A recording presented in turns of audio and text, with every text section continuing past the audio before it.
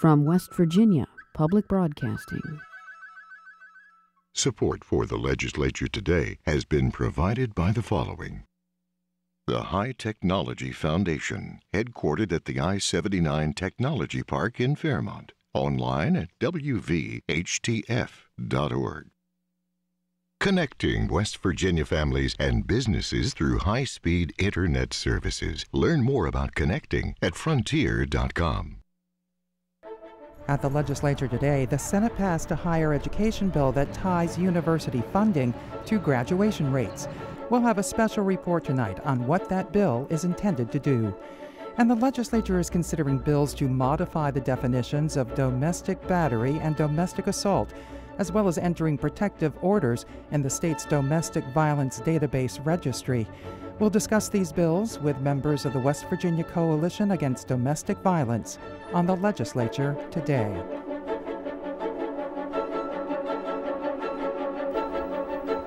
And good evening, I'm Beth Voorhees. Mine safety legislation introduced by House Speaker Rick Thompson was adopted today by the House of Delegates and sent to the Senate for consideration. House Bill 3043 would expand the state's innovative mine safety technology tax credit to include methane monitors for underground coal mines. Dave Mistich has this report about other bills passed in the House today. The House passed 9 of 10 bills on third reading during the floor session, including House Bill 2866. That bill would allow a firearm to be discharged within 500 feet of a home. Judiciary Chair Tim Miley explained the bill. Current West Virginia law makes it a misdemeanor to fire a gun within 500 feet of a residence or within 400 feet of a church and near any place where people gather. What this bill does is it extends the church buffer zone by 100 feet so that it's 500 feet that you're prohibited from shooting within a church area. It creates an exception which would allow an individual and his or her authorized guest to shoot within 500 feet of their home, as long as the place where they are discharging the gun was at least 500 feet from any other residence, and they had secured the express or implied consent of all other residents of the same dwelling. House Bill 2866 passed on a 99-0 vote. The House also considered House Bill 2979, which would provide modified provisions of the statutes which govern the Broadband Deployment Council. The definition of broadband would also be changed to establish a minimum downstream data rate of 6 megabits per second and a minimum upstream rate of 1.5 megabits per second. House Minority Whip Darrell Coles asked questions of Finance Chair Harry Keith White regarding the changes to the data rate standards. We had some discussion up in committee about the difference between the 6 meg and the 4 meg, and I've had some folks ask me about that. Could you explain why the difference between the federal's definition of broadband and what's in this bill is 6 meg? Well, I think we want to be out on the leading edge. I mean, the minimum might be 4, but the new downstream 6.1 megabits will be the faster, newer speed, and that's the direction I think we need to go. House Bill 2979 passed 88-11. Also up for passage was House Bill 3135, which updates and clarifies the definitions related to electronic voting systems. Judiciary Chair Tim Miley explained the bill. This bill amends several sections contained in Chapter 3, Article 4A to update and clarify provisions related to electronic voting systems in light of technological advances. I urge passage of the bill. Delegate Michael Folk of Berkeley County asked questions regarding backups to the electronic polling places. I mean, does this mean it's going to be on an electronic format? Correct. It strikes language relating to the printed poll book. What happens if that system goes down? Will we have a paper backup still? I understand there's electronic backups and battery backups, but I'm sure they would have paper system as well, just not on site. So there will be no paper backups at the polling places?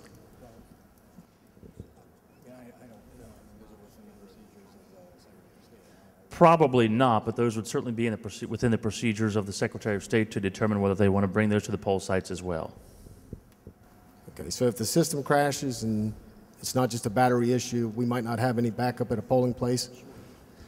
There's always that possibility of you being correct in that regard, but I would imagine the Secretary of State, in perfecting her procedures and processes relating to e-poll books, would provide some sort of backup. House Bill 3135 passed 93-5. The House also decided to suspend constitutional rules and advanced House Bill 3065 to third reading. The bill was originally on the special calendar on second reading. Delegate Mike Mannypenny spoke in support of the bill, which would transfer land in western Taylor County from the state to the Taylor County Commission to develop and maintain a youth recreational complex. The bill ultimately passed 99-0. For the Legislature Today, I'm Dave Mistich in the House of Delegates. And the blue lights you saw in the House were to commemorate Autism Awareness Day today. As the Senate works to consider many bills as possible before the official crossover day tomorrow, two actions on the floor saw some major debate. The first, a bill studying a change to the funding model for higher education facilities, was discussed and then put to a vote. The second, an amendment proposed for a second time on the floor that had already failed in committee. Ashton Mara reports. 23 bills on third reading were put to a vote in the Senate today, including one dealing with a new higher education funding formula. As all of the state's higher education institutions face at least a 7.5% budget cut this fiscal year, the legislature is reevaluating the ways those schools are funded. It would be foolish for anybody, such as myself, to make a recommendation that you're going to take additional money away from someone. Senate Bill 326, a bill that came from an interim select committee, would start a pilot program studying a funding formula based on 6 performance-supported criteria, like graduation rates or placement in high-demand careers. But Senator Mike Green of Raleigh County spoke out against the project. He says it is essentially taking 5% of the school's operating budget away and telling them to compete to get it back. We're for the performance-based competition, but we just would rather have another dedicated source of revenue as opposed to coming out of the operating budgets of the higher learning institutions. Plymel defended the bill, saying the pilot program would not actually take away any funding, but would show which schools would need to improve. The legislature would then discuss the impact of the change before the full program would be implemented in 2015.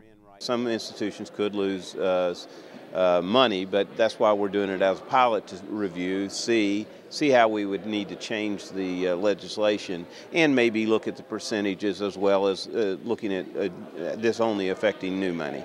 The bill passed the Senate on a 28-5 vote with one member absent. Senators Beach, Carmichael, Facemeyer, Green, and Daniel Hall voted against the measure. As the Senate moved on to bills on second reading or bills in the amendment phase, one senator again proposed a change that had already failed in committee.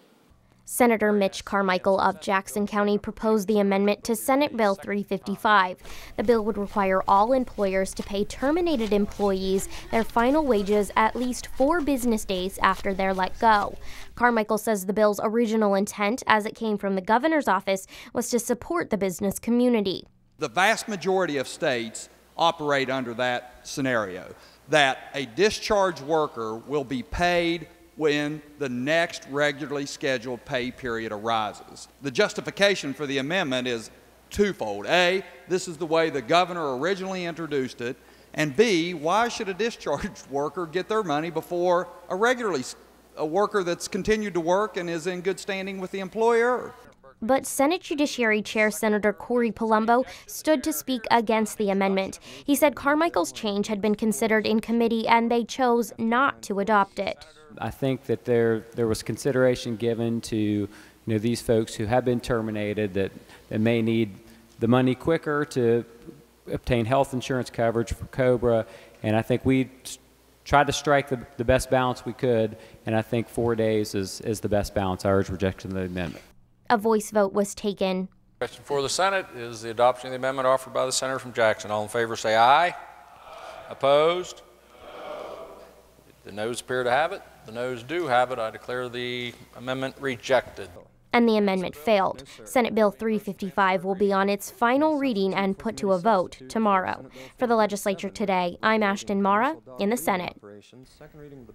Now here's a little more about Senate Bill 326, the higher education funding bill that the Senate passed today. The legislation ties funding for colleges to their graduation rates. Some colleges have already taken steps to improve those rates. Cecilia Mason looks at what's being done at Shepherd University. Tomlin, First Lady Joanne Jager Tomlin, and their son, Brent.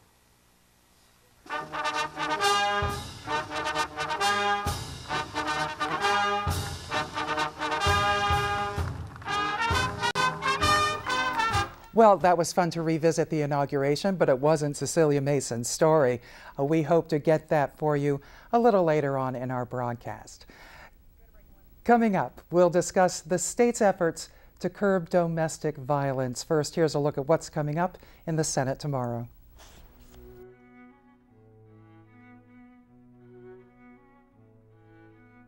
Among the bills up for passage in the Senate tomorrow, Senate Bill 90. The bill adds serious bodily injury as a felony offense for driving under the influence.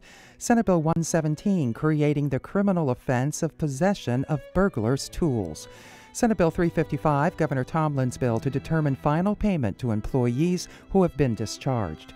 Senate Bill 378 to increase the salaries of those magistrates and their staffs whose salaries were reduced as a result of the 2010 census to pre-census amounts.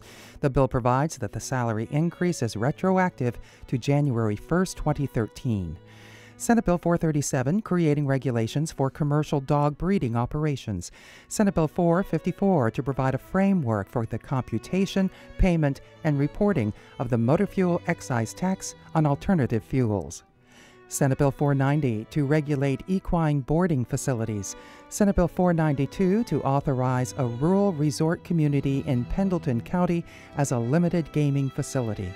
Senate Bill 521, to create an amnesty program for certain persons with suspended or revoked licenses due to unpaid fines and assessments to allow reinstatement of driver's licenses. Senate Bill 594, detailing the process for claims for unjust arrest and imprisonment or conviction and imprisonment so that those innocent persons who can demonstrate that they were wrongly arrested and imprisoned or unjustly convicted and imprisoned shall be able to recover damages against the state for the loss of liberty. And Senate Bill 656, to create a gaming industry special study committee to assess problems facing the gaming industry in West Virginia and to make recommendations to the legislature on January 1st, 2015. And once again, here's a little more about Senate Bill 326 that the Senate passed today. Cecilia Mason looks at what's being done at Shepherd University.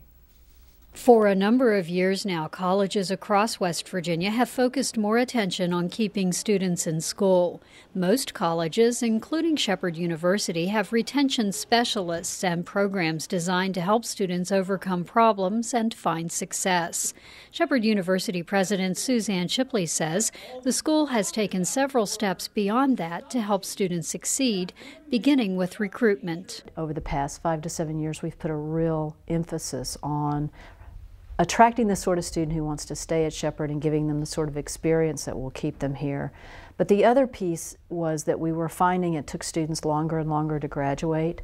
So we took a hard look at our curriculum and decided that to trim some hours from graduation would allow students to graduate in 4 years instead of 5 or 6. 2 years ago, Shepherd was the first college in West Virginia to revise its curriculum, so the number of credit hours needed for a bachelor's degree went from 128 to 120.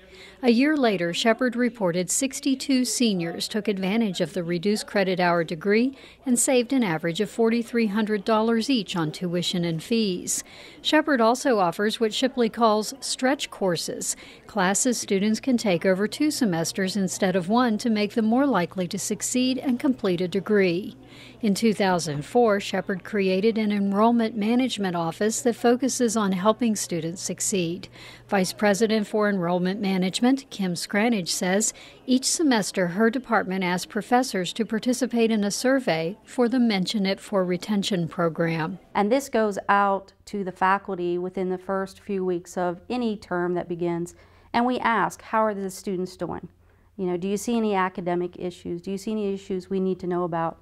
And if they do, they refer that student to the student success team, and then we reach out to that student and say, hey, what's going on? Here's the resources. We direct them to the resources so we can assist them early on in addressing those issues and being successful for that term and then on to graduation.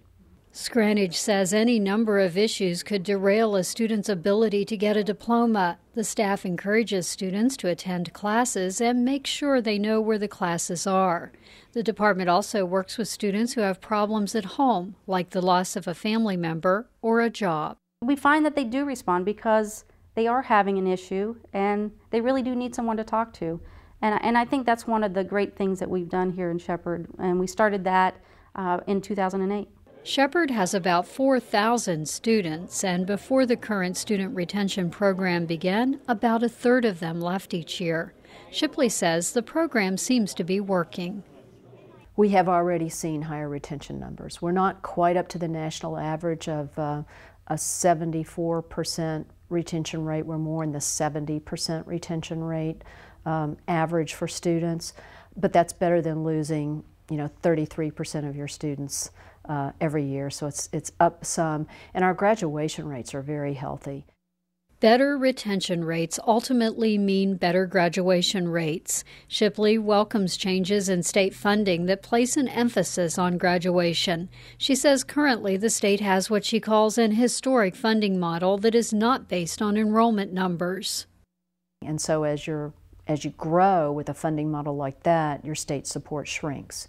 So what the state is trying to do is shape the type of graduates the state needs by rewarding public institutions for providing those graduates. So they're looking for graduates in STEM fields. They're looking for graduates with low socioeconomic levels, which are often the most difficult students to move toward success. They're looking for adult learners. So they're going to reward the state institutions for providing the state employment base with the type of workers and the type of training needed, and I think that's a perfectly fair thing to do. Because West Virginia doesn't have enough high school graduates to meet the goal of attracting more students into its colleges, there's an emphasis on convincing adults to get degrees. Shipley served on a task force put together by the Higher Education Policy Commission that revamped the Regents Bachelor of Arts, or RBA degree, which is geared toward adult students. And it was mainly focused on how adults like high convenience, shorter time to degree, and the ability to study in chunks that are maybe an 8-week chunk instead of the normal 15-week semester, with a lot of online capability. The state paid professors to put more classes online in a condensed version so adults can earn a degree called RBA Today. Shepherd is also trying to make getting a degree more convenient for adults by opening a satellite campus in Martinsburg. But achieving higher graduation rates will do more than help colleges and universities get additional money from the state when an outcome-based funding formula is introduced. Both Shipley and Scranage say having an educated workforce is important for West Virginia's economy. We have one of the lowest college degree per capita percentages of any place in the United States, and the more educated your workforce is, the less waste you'll have in the workplace and the more creativity at work and the better businesses you'll attract. It's important because you want an educated workforce, and that also impacts the region's economic development. And we also know that most students, once they graduate, stay within the region. The outcome-based funding formula legislation that's proposed would designate 2014 as a pilot year so the Higher Education Policy Commission can gather data. The formula would be phased in beginning in 2015 with a goal of attaching 25% of each college's state money to graduation rates by 2019. Separate funding models would be set up for the 2- and 4-year schools. For the Legislature Today, I'm Cecilia Mason in Shepherdstown.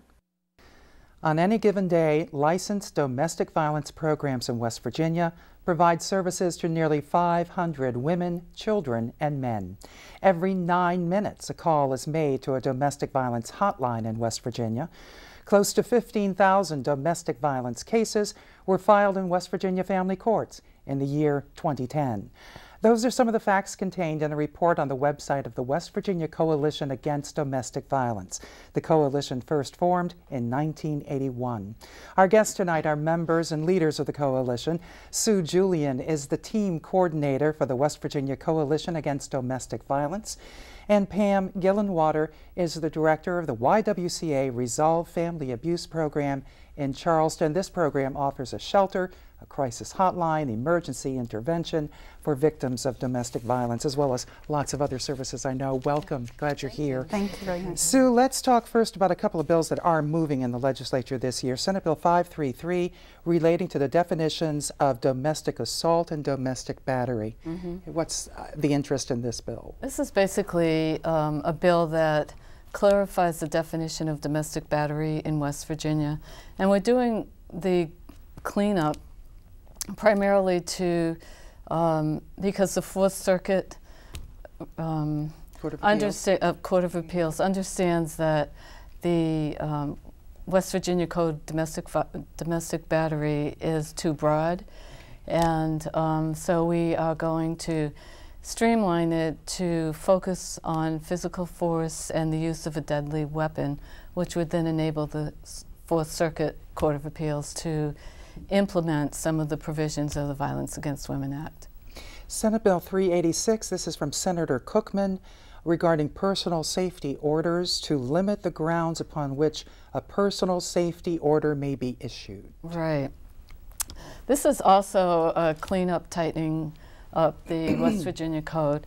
Last year, the legislature passed a personal safety order, which provides civil legal recourse for victims of sexual assault, stalking, and harassment. The definition of harassment is too broad, and so during this past year we experienced multiple frivolous cases, so we're streamlining that understanding of harassment in order to create a law that is more reflective of the intention and the purpose of that personal specific, safety orders. Right, yeah. All right. Pam, your work at the YWCA Resolve program, what does it entail? What do you do? Some of the services that we do provide is 24 hours, 7 days a week, crisis intervention calling. We have somebody that is available to answer the calls that come in. Some of them are connected nationally, so that number is 1-800-681-8663. We also offer a visitation exchange center, and also a Veterans Intervention Prevention Program, which last year alone, I think it was about 287 participants that came through that program. We also offer a teen dating piece. What is that, teen dating? What that is a prevention piece, and they have a curriculum that they go into the high schools and the middle schools, and it's real engaging, and the kids participate in this, but it's a lot of the topics they cover about like jealousy, those kind of things, dating violence, signs to look for, those kind of things. She just put together, our teen dating specialist just put together a curriculum for 5th grade students, and so we sent it out to some of the local principals and they approved it, so that's something that we'll probably looking at she'll be putting into the grade school level as well. That's interesting. Prevention. Yes. At an early age. Absolutely. How is domestic violence and shelters and all of these programs and services that you provide, how are they funded? Well, they, all 14 licensed domestic violence programs in the state are funded through federal, state, private foundations, donors. With the economic situation the way it is, the domestic violence programs around the state are looking at over $250,000 cut right now, with the combination of the cuts in sequestration on the congressional level and the cuts proposed in the governor's budget. We're looking at significant cuts, which actually impact the ability and the capacity of the local programs to provide both intervention and prevention. So we're looking to restore the funding cut on the state level and then working with our congressional delegation on the sequestration cuts. Pam, you actually talk to domestic violent offenders. Yes, primarily men. What are they like? What do they say to you? Are they remorseful? Are they sorry? Do they not realize what they were doing? What are their excuses? I facilitated the program under the guidance of Kim Evans. She brought me in 1999, so I helped to facilitate that program for a number of years. I no longer do that program, but we have somebody else in place there. I learned as much from them as what I probably could have ever taught them. I came in with a different mindset and left an entirely different way. What I learned from them, a lot of them grew up in violent homes. And one of the things that we did talk about, and I would usually select somebody close to my age, and we would talk about in the nursery, if they wheeled us both up to the window, he was crying as loud as I was. All right. But over the course of many years, we groom him a different way. All right. Pam Gillenwater and Sue Julian, I'm afraid we're going to have to leave it there. Okay. But very good. Good luck with your work, and thank you for it. Thanks. This has been the Legislature Today. I'm Beth Voorhees. Thanks for joining us. Good night.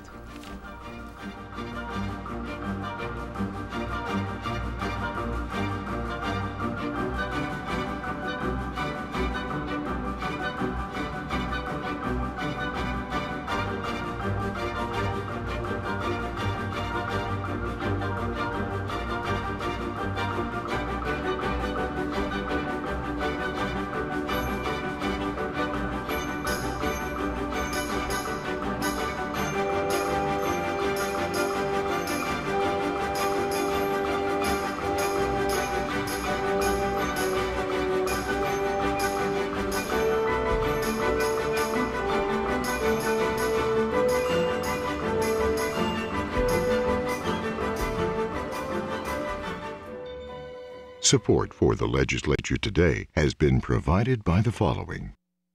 The High Technology Foundation, headquartered at the I-79 Technology Park in Fairmont. Online at wvhtf.org. Connecting West Virginia families and businesses through high-speed internet services. Learn more about connecting at frontier.com.